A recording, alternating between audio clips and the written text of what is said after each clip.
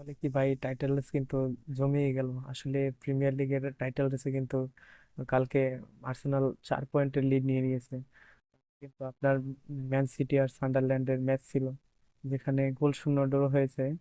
আসলে সান্ডারল্যান্ড কিন্তু দুর্দান্ত ফুটবল খেলছে। সান্ডারল্যান্ড কিন্তু আসলে টাইটেল রেস থেকে আমার মনে হয় কেমন কেন জানি মনে হয় যে ম্যান সিটিকে সিটকে দিল কিনা। এমনটাই আমার মনে হয়। সান্ডারল্যান্ড কালকে দুর্দান্ত ফুটবল খেলেছে আসলে। প্রিমিয়ার লিগে ছোট টিম বলতে কিছু হয় না। আম, সবাই ভালো ফুটবল খেলে, আর বিশেষ করে নিজেদের দিনে সবাই কিন্তু সেরা। কালকে ম্যান সিটির একাদশ ছিল আপনার 4-3-2-1 ফরমেশনে, কিন্তু ম্যান সিটি কালকে খেলছে। যেখানে গোলকিপার পজিশনে খেলছে জিয়ান লুইজি ডোনারুম্মা। তারপর আপনার লেফট ব্যাক খেলছে রিকে রাইলে। আর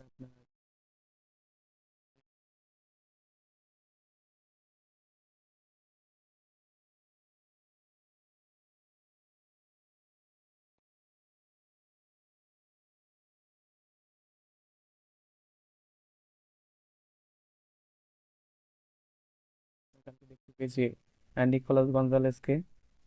যে দুর্দান্ত খেলছে, কিন্তু তারপরও আসলে গেমটা উইন করতে পারেনি। Bad luck. আর লেফট মিডফিল্ড পজিশনে আমরা কালকে দেখতে পেলাম ফিল ফোডেনকে। তারপর রাইট মিডফিল্ড পজিশনে আমরা কালকে দেখলাম বার্নার্ডো সিলভা, কিন্তু বরাবরই দুর্দান্ত ফুটবল খেলে।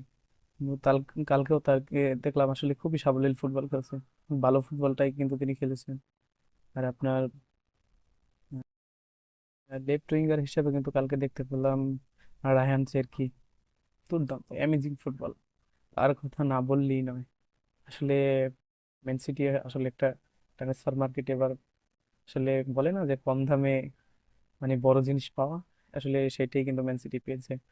উম, তারপর আপনার আর রাইট সাইডে আপনার রাইট উইঙ্গার হিসেবে আপনার খেলছে ব্রাজিলিয়ান ওয়ান্ডার কিড সাবিনিউ। দুর্দান্ত ফুটবলার।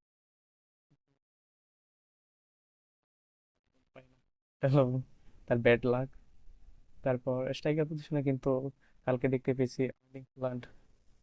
সে কিন্তু রোবট নামে পরিচিত। বরাবরই কিন্তু তিনি দুর্দান্ত ফুটবলটাই খেলে, কিন্তু কালকে ব্যাড লাক বল পায়নি। আহ, তারপর বাট ভালো খেলছে। উম, তা আপনারা কমেন্ট করে জানিয়ে দিবেন আসলে তারপর কি টাইটেল রেস কি আর্সেনাল আর্সেনাল কি টিকে থাকবে কিনা টাইটেল রেসে। আমার কেন জানি মনে হচ্ছে এবার প্রিমিয়ার লিগ টাইটেল আর্সেনালই জিতবে। আমার সাথে যারা একমত তারা কমেন্টে জানিয়ে দিবেন। Bye bye.